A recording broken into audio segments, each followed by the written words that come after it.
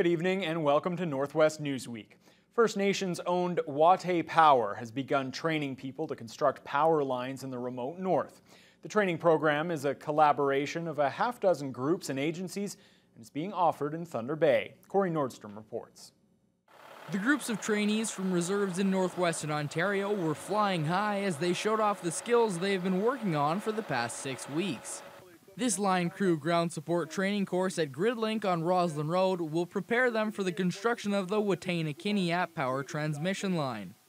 That line will connect 22 northern First Nations communities to the Ontario power grid. Watay CEO Margaret Kanakwanesh says having Indigenous people working on the project will set a good example for the youth of those remote First Nations. A training program like this where our people themselves are part of it and will definitely create that hope and set a foundation of how we move forward. Well, it being an Aboriginal-based program, a lot of youth in the reserves will see this and want to hopefully take up a career in this. This comes following the historic announcement in March by the federal government where they announced $1.6 billion to allow the massive project to move ahead. Another project from Watay Power is building transmission lines to Pikangikum First Nation. Kanakwanesh gives an update on that project. It's coming along fine. There's lots of poles up. I think close to 500 poles from what I'm told, and then there's quite a few more kilometers to go in, but the progress is there. The groups of 12 students go through 15 weeks of hands-on work as well as classroom prep to be qualified in a variety of jobs in the power line industry. The course has 4 start dates, and by fall, Watay Power hopes to have 48 trained Indigenous students ready and able to work in constructing power lines up north. 769 jobs in total will be created from the Watay Power project, including over 250 in the First Nations communities. Corey Nordstrom, TVT News. An elderly man from Geraldton is dead following a 2-vehicle crash just east of Thunder Bay on Monday. OPP say an SUV and a pickup truck collided at the corner of Highway 1117 and Spruce River Road around 4 p.m. The driver of the SUV, 88-year-old Jean-Luc Baudouin, was rushed to hospital by paramedics but was later pronounced dead. The driver of the pickup, a 53-year-old man from Nipigon, was sent to hospital with non-life-threatening injuries. OPP continue to investigate. A fire ban remains in effect for most of northwestern Ontario. It comes in response to an unusually busy grass fire season. It was put in place at noon on Tuesday and means no outdoor burning is allowed until the ban is lifted. The restricted fire zone covers much of the region. It was declared by the Ministry of Natural Resources and Forestry. Communities like Thunder Bay quickly followed suit. Firefighting resources there have been stretched thin as crews have been forced to respond to numerous grass and brush fires. Fire Chief John Hay notes this grass fire season has been quite a bit busier than over the last few years. The MNR is also experiencing the same conditions in the forest, and they've put on a restricted fire zone, and as usual, we follow step with them. We're just trying to reduce the number of sources of ignition that could be possible for the fires. We've had some pretty big grass fires that have encroached on some properties, and as much as we can, we want to be able to mitigate that. Local fire services will follow the ministry's lead in deciding when to lift the fire ban. Until that time, it's illegal to light a fire and all outdoor burning permits are suspended. Outdoor barbecues can still be used on private property. OPP in Red Lake have laid child pornography charges against one man. A search warrant was executed at a residence in that community on Wednesday, resulting in the seizure of a number of computer devices. 35-year-old Beau Charles Jardine of Madsen remains in custody on 5 charges related to creating, accessing, and possessing child pornography. 3 people have been arrested in connection with the abduction of a young boy in Gorham Township this past week. OPP first charged a 47-year-old Thunder Bay woman with abduction, break and enter, and assault. A 32-year-old woman and an 18-year-old man were also subsequently charged with abduction. The boy was found safe and sound at a Thunder Bay coffee shop.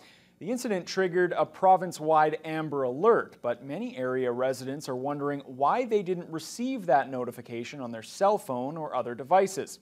The wireless public alert system was launched in April for these type of public emergencies. Many users didn't receive a notification on Monday, nor the test alert that was issued the previous week. Afterwards, T-Baytel spokesperson Katie Crow said both incidents were being evaluated, noting the company was working with engineers to correct the issue. She said phone operating software may have been a factor. What we don't know is if there is network or software issues that block the distribution at some point. But what we do know is that there are, it's necessary for the device to be LTE compatible. It's necessary for the device to be connected to an LTE network.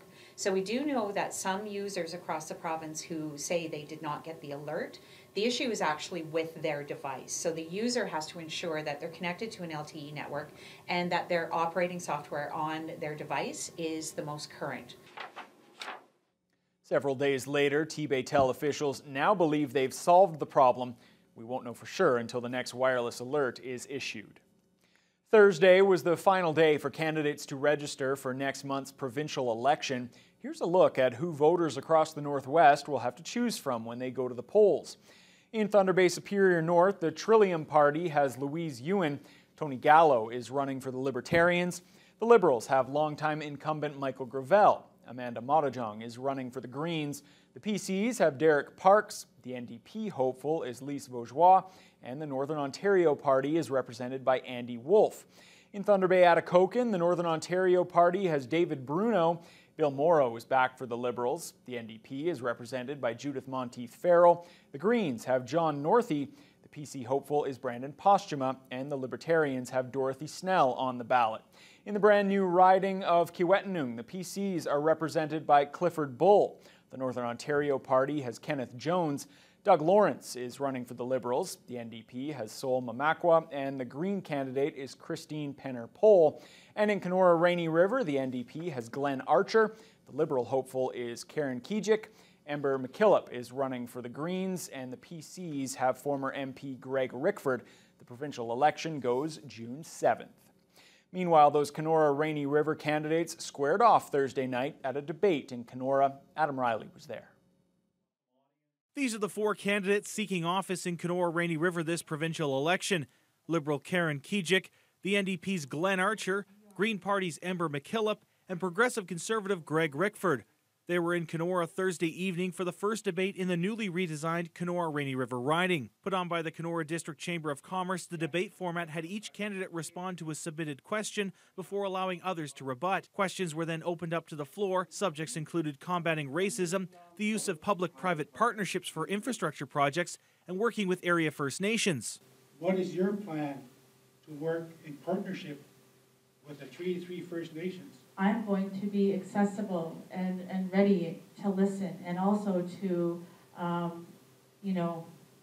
talk to our federal partners and anybody else that we need at the table to work together. The NDP wants to foster strong relations with our First Nations friends and neighbors. And in that way, we want true government-to-government relations. The idea is to really, build those relationships with First Nations communities, build that capacity within First Nations communities to self-procurement, and to build economic development. In both my political and my private sector experience, it's been at the forefront of our strategic policy objectives, and as a board member for NORON, to promote and encourage business and private relationships. But one question stood out from the rest, one that voters have seen time and time again in the riding for several years. One of the realities are that one of you might get elected, but your party might not. As individuals and representatives of North, how you would deal with that situation? My style of leadership is I'm not afraid to be held accountable. I'm not afraid to stand up to my own government and say, this is what needs to be done. We have always been a voice, and a strong voice in Queen's Park.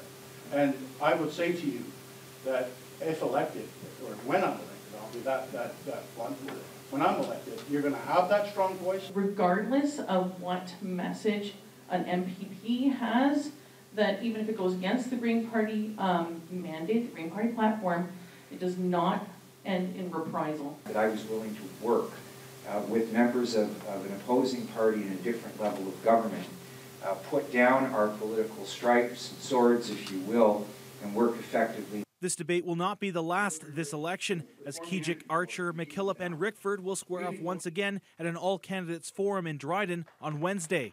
Adam Riley, TBT News. A regional PC campaign manager has been let go after making some controversial remarks on social media. The Ontario Liberal Party revealed the postings about Muslims allegedly made by longtime Conservative organizer Ann Ayotte. She was working for Kiiwetinoong PC candidate Clifford Bull. Bull issued a statement saying there is no place for disrespectful or hateful comments in our party. He notes he immediately parted ways with Ayotte.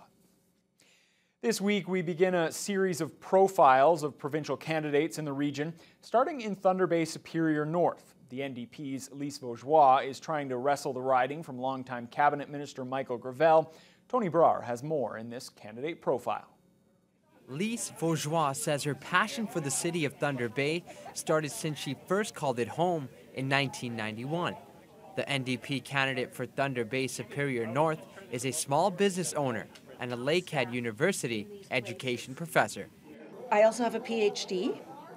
That means that I've had a lot of experience processing a lot of information and analyzing information and thinking about what are the mechanisms that keep people from having access to justice, having access to resources. Resources that she and her party say they value. Vaugeois says these assets, including hydro, healthcare, and highway maintenance, should never have been privatized, and that's one of the primary concerns she hopes to address.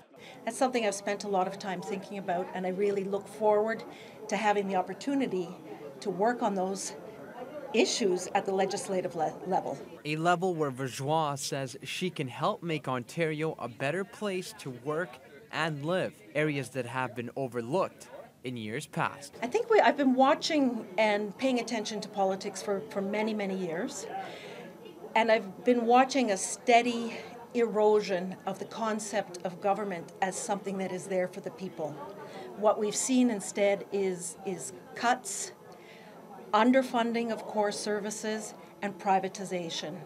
In seeking her first term as an MPP for Thunder Bay Superior North, Vaugeois encourages Ontarians to hit the voting booth to help make a difference in our province. Get out and vote. June 7th, it is so important to get over any kind of cynicism people are feeling about politics. Elections matter. Please get out on the 7th and exercise your right to vote. Tony Brar, TBT News. Meanwhile, longtime incumbent Michael Gravel is seeking a 7th consecutive term at Queen's Park. Carmen Wong has more on the Thunder Bay Superior North Liberal candidate. The Thunder Bay-born politician was first elected to the Ontario Legislature in 1995, representing the riding of Port Arthur. He has since been re-elected in 1999, 2003, 2007, 2011, and 2015. Gravel says he hopes voters will support him once again.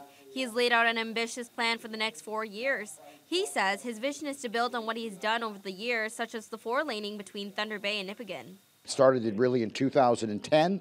Now, 8 years later, we've got more than half of that 4-laning complete, and we're going to get that finished. And I want to be back at Queen's Park to make sure that job gets done. And he wants to take the 4-laning project one step further by expanding it from the Manitoba border to the Quebec border. Also on the Liberal priority list include building an all-season access road to the Ring of Fire, building on the mining sector, and implementing a gas price watchdog commissioner. Gravel serves as the Minister of Northern Development and Mines, and he says there are opportunities and also difficulties, but he's ready to tackle them. I want to be able to be there to help move the mining sector forward. So we're pretty excited about the opportunities that are there. There's no shortage of challenges.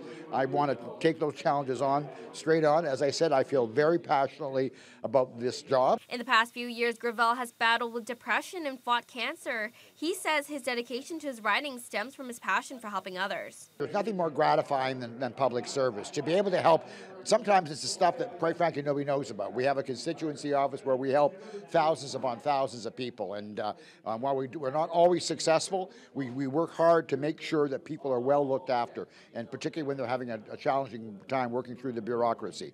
Carmen Wong, TBT News. Coming up after the break, we continue our Thunder Bay Superior North candidate profiles. Up next, Progressive Conservative hopeful Derek Parks.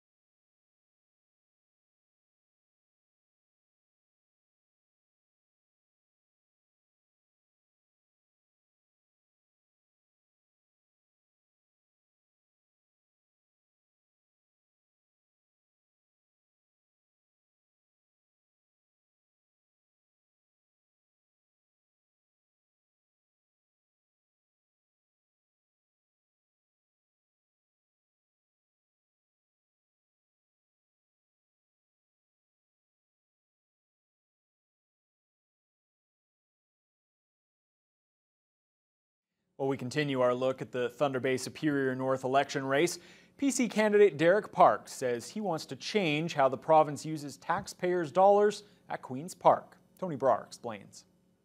As a proud father of two, Derek Parks says he wishes to build a solid foundation for future Ontarians. The PC party candidate for Thunder Bay Superior North says his love for the outdoors and this province stems from his work experience. I think my experience as a 25-year environmental scientist, I helped permit mines in Labrador, Ontario, Manitoba, been used to provide expertise to a variety of First Nations in different locales in Canada. So I think, spending 25 years learning the bureaucracy that's slowing things down, I think brings an added ability to make those changes. Changes that include a proper allocation of taxpayers' dollars, says Parks. People are very upset with how the taxpayers' dollars have been spent. Our deficit is huge. We got hallway health care. There's a plethora of issues, and that I think for myself, being an environmental scientist and a 25-year career in mining and resource development, I really hope I get that chance to sit at our Ontario PC government table to help make decisions for Thunder Bay Superior North and Northern Ontario. In hopes to earn his seat at the big table, Parks says he is looking to build upon his first campaign back in 2014. Parks finished third in that race, but now Doug Ford is leading the party, and Parks says having a leader who cares for Northern Ontario, along with the lessons learned 4 years ago, are integral pieces to his election run this time. That experience allowed me to see what's necessary to run a successful campaign. And we spent time building that team, and we've got a great team right now, and we feel a fighting chance to take this riding. A chance to be determined on June 7th. Tony Brar, TBT News. Green Party candidate Amanda Motajong is making her first election run. She's focused on innovation while keeping the environment in mind. And she's also talking about infrastructure and youth issues in the riding. This is a very beautiful natural area, so I'm not against innovation in any way. I just want to see it in a more sustainable and clean way done. I'm really focused on environmental issues and issues with children and in infrastructure issues as well.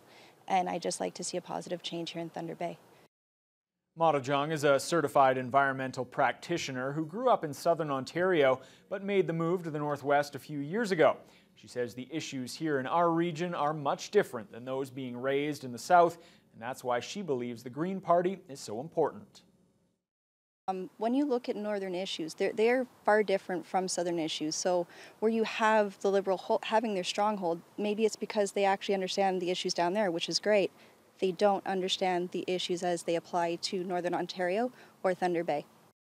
Well, we wrap up our Thunder Bay Superior North candidate profiles now with a look at those running for some of the lesser-known parties.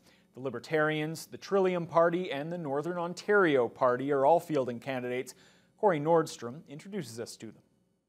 Trillium candidate Louise Ewan says she's fed up with Ontario's big three political parties, and she hopes area voters feel the same. The 56-year-old fitness center owner says the definition of voter insanity is continuing voting the same way and expecting a different result. That's why she's running for the little-known Trillium Party. Ewan says she wants to help small businesses and improve a broken healthcare system. It is obvious from the auditor's report that the LHINs are a huge issue and not addressing the healthcare issues for all our communities, especially in the north. So I think that we need to review that and see where we can get the bureaucracy out and get frontline workers in. And I think that's where we're going to be able to solve more of the issues. Northern Ontario Party candidate Andy Wolfe is joining the race on a platform of doing what's right for the North. He disagrees with the current government's spending, saying too much of the region's resources are leaving the area without proper funds coming back, with the casino as a prime example. Wolfe realizes that voting for his party means supporting a minority government, but says people should want a party that has their interest in mind. I feel that having somebody represent the citizens of the North from a party that is not interested in winning is the one that we should have. Like, we're more interested in doing the right thing. We're more interested in winning it for the people rather than winning it for ourselves. And that's what makes us different. The other candidate in Thunder Bay Superior North is Libertarian Party candidate Tony Gallo. Gallo declined a chance to be interviewed. Corey Nordstrom, TBT News. Evacuees from the Kashechewan First Nation finally returned home this week. Flooding on the James Bay Reserve subsided, allowing 1,600 residents to head back to their community. A state of emergency was declared in Kashechewan in late April. 8 plane loads carrying about 400 people in total landed at the Thunder Bay Airport on April 28th. The evacuees were transported to hotels in the city to wait for water levels to recede. That finally happened, and the first group of evacuees left on Monday on several flights leaving the city. Others left Tuesday. Meanwhile, hundreds of evacuees staying in Hearst, Kapuskasing, Cochrane, and Timmins also returned to Kashechewan this week. Well, when we return on the heels of a successful inaugural event, Joy-Con returns to Dryden this month. We'll have more after the break.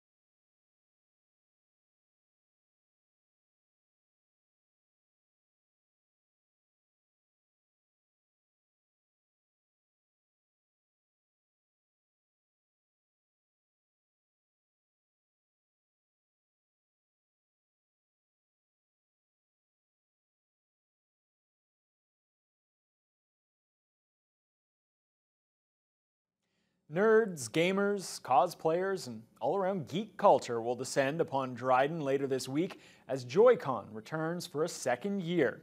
The inaugural convention last May was such a success that the event is coming back bigger and better this year. Fans will be able to spend 2 days at the Best Western checking out the games, vendors, contests, and some new additions. Organizer Andy McIsaac notes there will be live performances, a scavenger hunt, and even a new virtual reality den has been incorporated this year as well. So we've got 4 virtual reality rigs that will be running full-time. The biggest, I would say, biggest and newest aspect would probably be the panels that we're going to share. So industry professionals, artists, sculptors, writers, 3D printers. We're gearing up to talk with the lead programmer from Xbox One's 2017 exclusive Cuphead. Last year, Joy-Con raised $8,500 for charity. McIsaac says with the added space and dates, he believes this year's convention will raise even more. Joy-Con returns to Dryden on Friday and Saturday. Should be a lot of fun, and that'll do it for this edition of Northwest Newsweek. Thanks for watching. We'll see you next time.